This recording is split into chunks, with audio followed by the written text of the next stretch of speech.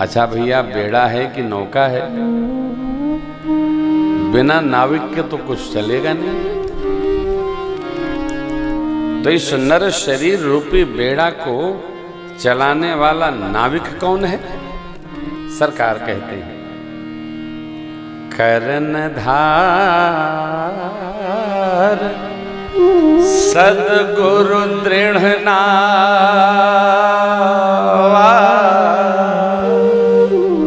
दुर्लभ साज सुलभ करी पार। श्रेष्ठ सद्गुरु।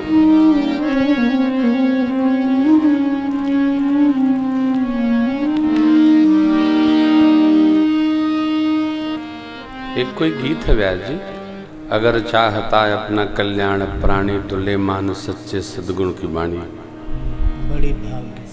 बड़े भाग्य से हाँ, मनुष्य तन मिला, सही ना? हाँ सुनाएंगे, पहले इसको समझा जाए। कर्णधार कौन है? आ तो सद्गुरु। आज चले फैशन चला है, गुरु और की जरूरत नहीं है। श्री हनुमान जी गुरु हैं, तो हनुमान जी महाराज दीक्षा कैसे देंगे? पता नहीं क्या हो गया है लोगों को, जो मन में आता वही बोलते हैं। कोई गुरु नहीं होता। ये गुरु क्या होता है जी? गुरुदेव के श्रीमुख से जब तक भगवद मंत्र न श्रवण किया जाए कर्णपुरों के द्वारा, तब तक भव सागर पार होना संभव नहीं है। बहुत बुद्धिमत्ता अच्छी बात नहीं है। बाबा कहते गुरु बिनु भवनिधि तरई न कोई, तरई की कोई जो बिरंच शंकर सम होई। भगवान ब्रह्मा और शिव जी जैसा भी कोई व्यक्ति तपस्वी हो, देवत्व को प्राप्त हो, तथापि यदि गुरुदेव भगवान की करुणा नहीं है, तरई न कोई। इस दुर्लभ साज को सुलभ बनाने के लिए और देखना है क्या अद्भुत बात सरकार के श्रीमुख से निकली। कर्णधार माने केवट। इस दृढ़ नौका के कर्णधार कौन है? अतो केवट है, भक्तराज केवट। केवट का क्या कार्य है? केवट माने अर्थ करिए ड्राइवर। ड्राइवर की रिस्पॉन्सिबिलिटी है कि उस गाड़ी में जिसकी वो ड्राइविंग कर रहा है, कोई भी खुटपुट चटपट की कहां हो, उसकी रिस्पॉन्सिबिलिटी।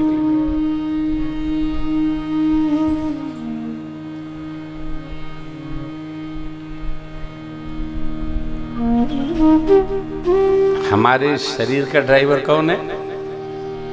इस शरीर रूपी नौका का नाविक कौन है? तो हमारे सद्गुरु भगवान। अभी हमारे राम भैया सुना रहे थे ना, क्या पत्थर राम भैया? गुरुवर तुम्हारे पागल बना दिया, जीना सिखा दिया। सॉरी, कल हम गाने वाले थे, फिर हमने कहा इसको राजन बेटा गाएंगे, बहुत अच्छा गाते हैं, तो छोड़ दिया, नहीं गाए। कल हम लाए थे। देखो, सद्गुरु की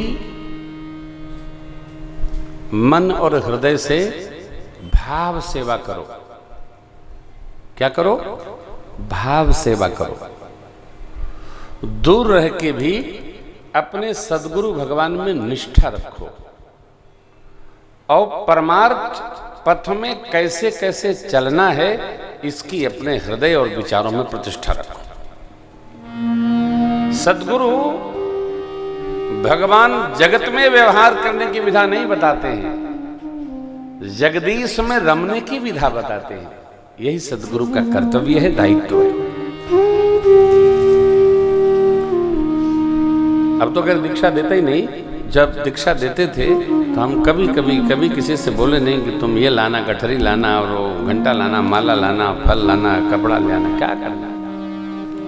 मंत्र, भगवान के युगल मंत्र का प्रसाद तुम्हें प्राप्त हो, प्रणाम करो, चरणामृत लो, फल लो फल दो हरिहर, चलो जपो जपो, यही तो बात है।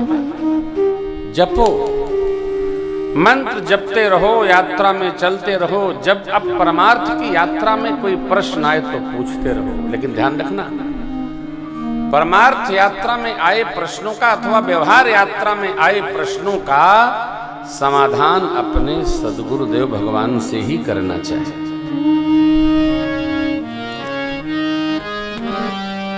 कोई बोले महाराज जी हम आपको गुरु बनाना चाहते हैं, हमने कहा हम पहले से बने नहीं हैं। कहा अब अभी बना, हमको गुरु बनाया जाएगा, हम तो बने ही बनाए हैं, लेकिन दीक्षा वाले गुरु नहीं है, शिक्षा वाले गुरु।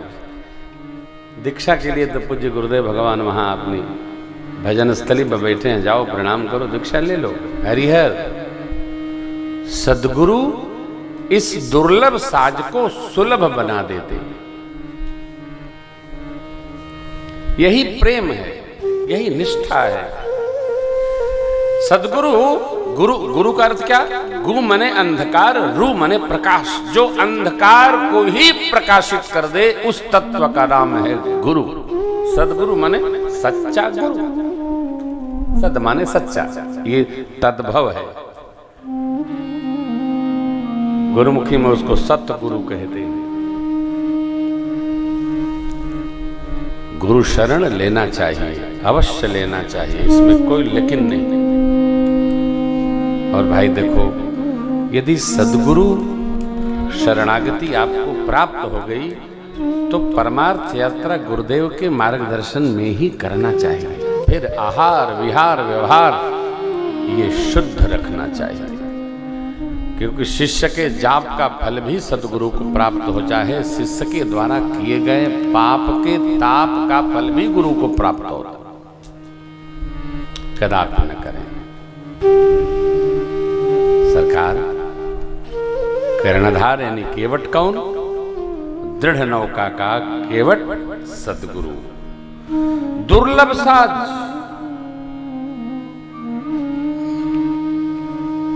नर शरीर दुर्लभ साज मने दुर्लभ नाव, दुर्लभ बेड़ा है, इसको सुलभ कर देते हैं। कैसे करते हैं?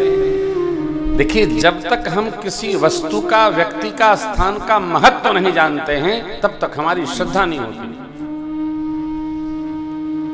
हम आप जिस आश्रम पर रह रहे हैं, ये आश्रम प्रातस्मरणीय पूज्य बड़े गुरुदेव भगवान, क्या तपस्या थी कि निरंतर श्रीमद् वाल्मीकि कथा, इसीलिए उनका नाम वेदांती महाराज आया। निरंतर कथा सुनाया करते थे। उन्होंने ही ये पावन श्री रामार्चन महायज्ञ का प्रारंभ कराया। इसका क्या फल है? असंभव से असंभव कोई कार्य हो और केवल श्री रामार्चन पूजन का आप संकल्प कर लो, भगवान श्री युगल सरकार उसको अवश्य पूर्ण कर देते हैं। फिर आप पूजन कर लो, अपने घर में कर लो, ब्रह्मचारी जी को बुलाकर आश्रम में आके कर लो। ये आश्रम सद्गुरुओं की, हमारे श्रेष्ठ सद्गुरुओं की तपस्या का परिणाम है। वर्तमान गुरुदेव भगवान कहते हैं कि देखो, हम सुना रहे हैं, भज रहे हैं, सुनो और भजो और ठीक से चेत जाओ, भगवान में लगना है। न चेतो तो पानी में डूबो, क्या करना हमको अस्त व्यस्त न करो। भजो, भजने दो, आनंद में रहो, कछु लेना न देना, मगन रहना।